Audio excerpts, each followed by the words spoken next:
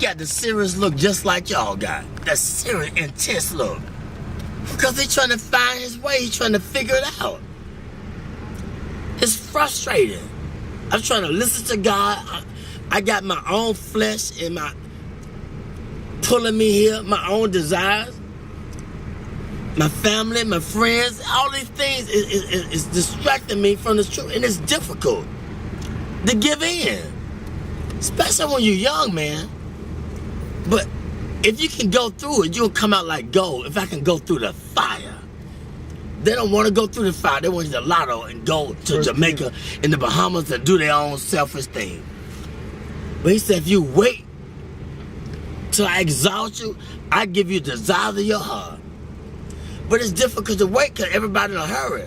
Technology, it's fast. It's in a hurry. They're angry. They're frustrated. They ain't got time. They're on the cell phone.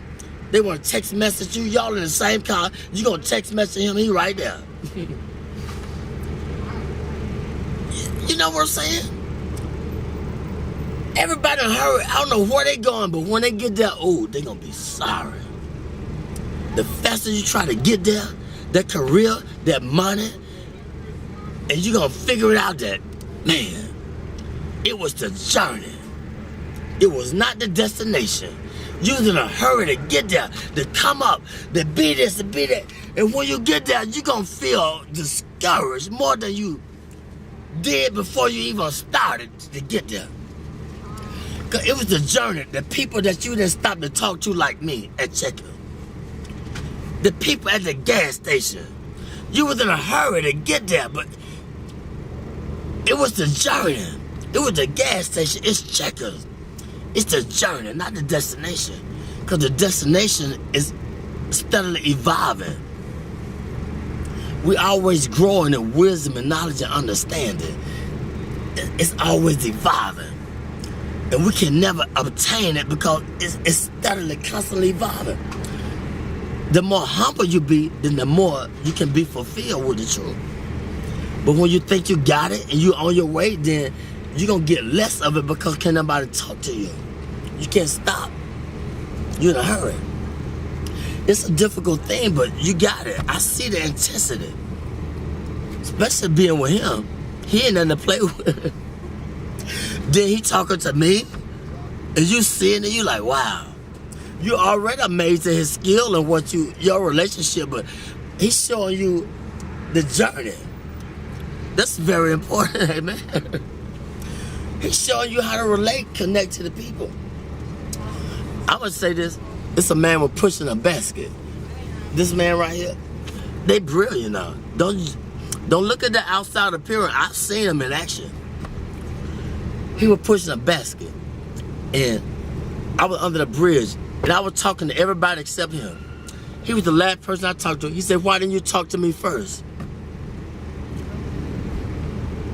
He said, "I should have talked." He said, "Don't you ever pass by a man pushing a basket and don't acknowledge them. I never do it in my life again." I talk to the person pushing that basket. How's your day? How you doing? I talk to the homeless people because they say be careful how you entertain strangers. And most people that came off the street and they got their career together, they won't even let you know that they've been through it. They try to act brand new. It's a testimony. What you go through, it's for us to inspire somebody else. It's for me to pull the weak ones up. It's for you to pull the weak ones up. We don't go through this because of our own selfish reasons. We go through this to give them a testimony of how far God has brought me. It was never about me. I thought about me. Why I'm going through this. He said, back up, man. Who you going to inspire? Who you going to tell somebody about the glory, the grace of God if you don't go through it? Get out of yourself. And once I step back, I be seeing the deep things of God. And so I don't play with him. I don't ask him for a lot. I just say, give me my portion for the day. I don't want a lot of things. Just give me enough that I can deal with.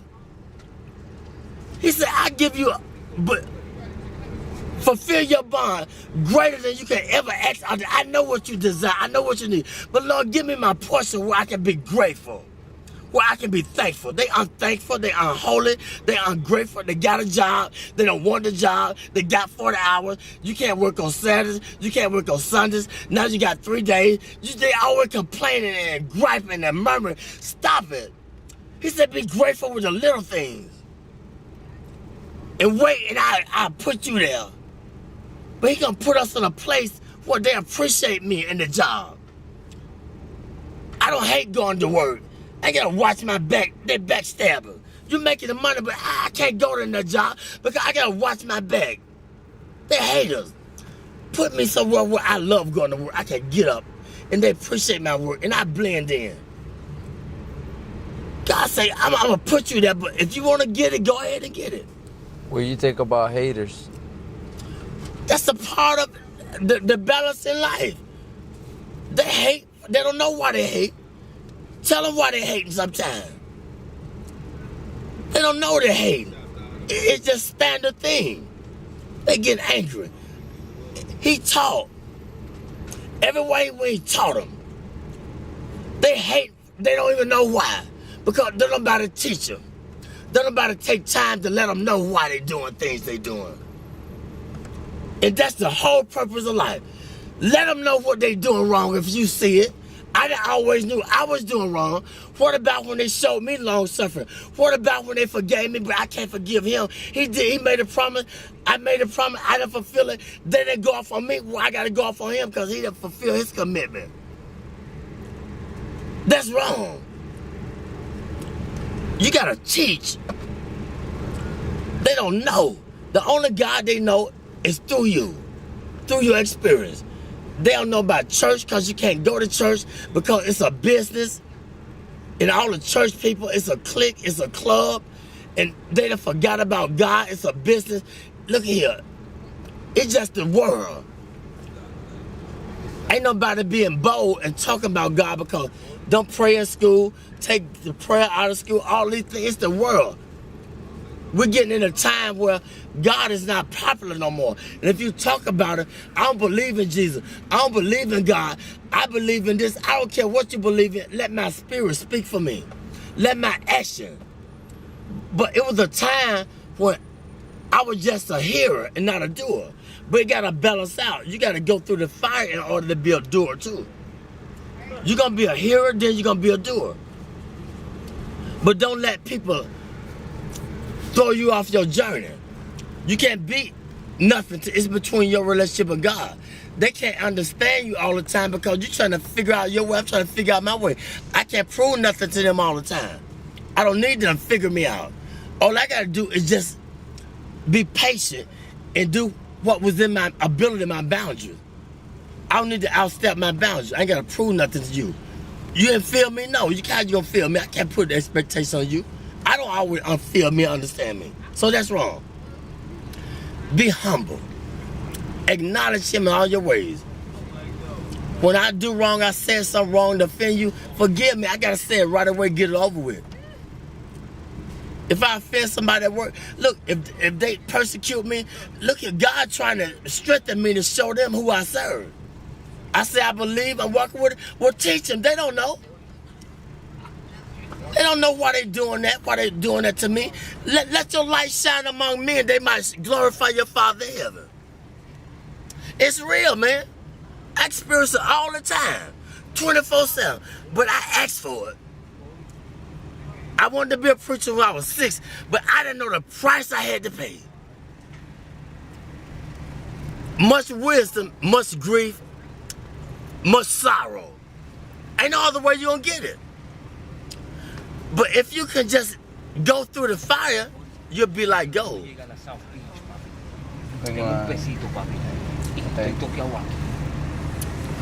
The first thing they do when you go to a pawn shop and take what they do?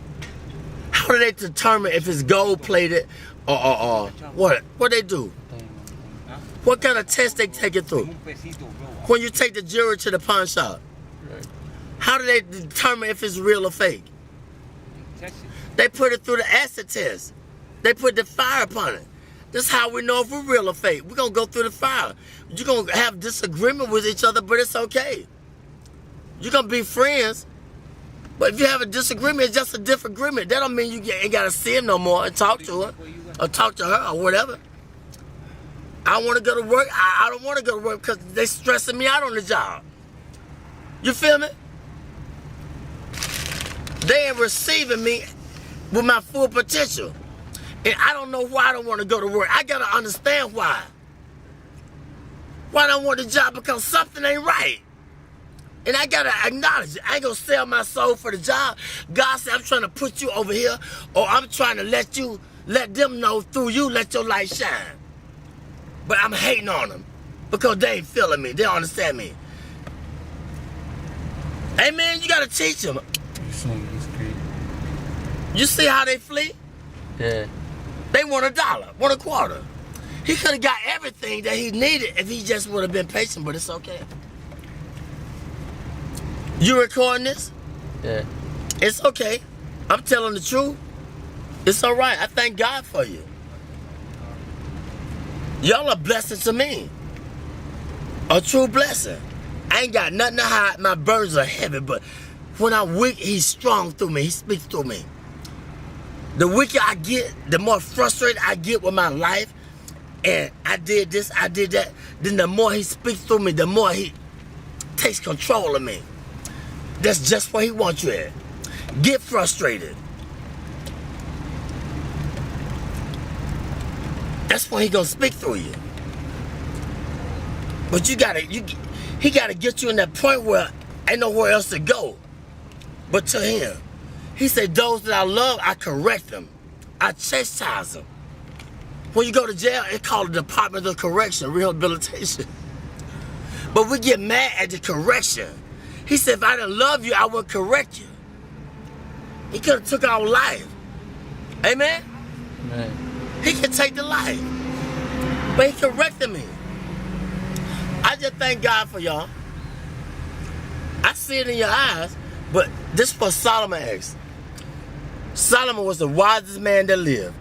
He had everything that man could desire. But one thing God said, leave the foreign women alone. But he couldn't understand why he had a desire for the foreign women. But see, the Lord knew that they were going to turn his heart against him. They were going to make him idol worship and build a God. But he didn't understand it. And I'm going to say this, the preacher, he searched the world out. He said, I want to know the basis behind wisdom and knowledge and understanding and foolishness. See, you can't know wisdom and knowledge and should be a fool, but we don't want to be foolish.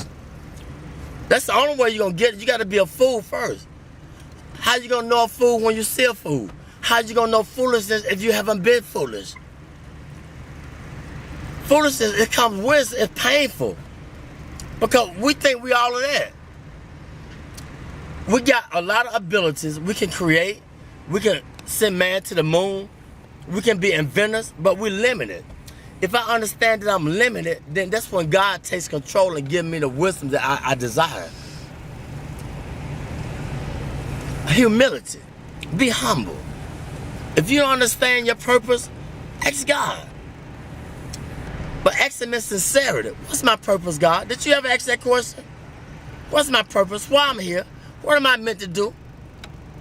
But sometimes he can't tell us all at once. It might be too much. But be sincere.